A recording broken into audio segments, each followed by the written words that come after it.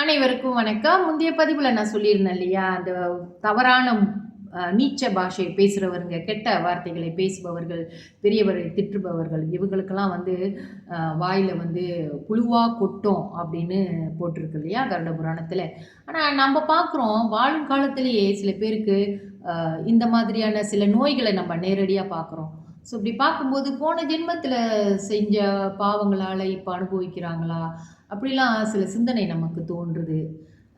நம்ம இதெல்லாம் யோசிச்சு தான் பார்க்கணும். நம்மள சுத்தி நடக்கின்ற இந்த பொதுவாகவே இந்த பாவங்கள் என்று சொல்லக்கூடிய விஷயங்கள் வந்து எப்படி நம்மள தாக்குது சொன்னா, ஒண்ணு வறுமையில போட்டு ஆட்டும், இல்லன்னா நோயில போட்டு வாட்டி வதக்கி எடுக்கும். அ அது நம்ப கவனிச்சு பார்த்தீங்கன்னா உங்களுக்கு புரியும்னு நான் நினைக்கிறேன்.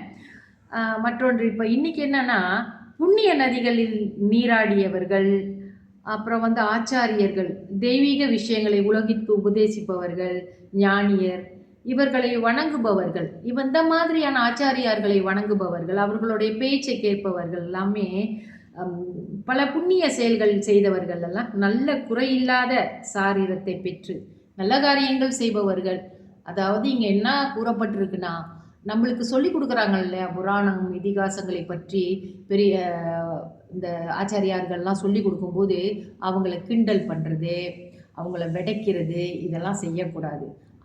அவங்களுக்கு மரியாதை குடுத்து, அவங்கள வணங்கி, அவங்க சொல்றத கேட்டுக்கிட்டு வரவங்களுக்கு வந்து ஒரு புண்ணியவான் அப்படின்னு சொல்லலாம். அவங்க மறுஜென்மத்தில கூட நல்ல சுகங்களை பெற்று வாழக்கூடிய தன்மைகள், நிலைகள் எல்லாம் இவர்களுக்கு ஏற்படும் என்று பகவான் சொல்றாரு.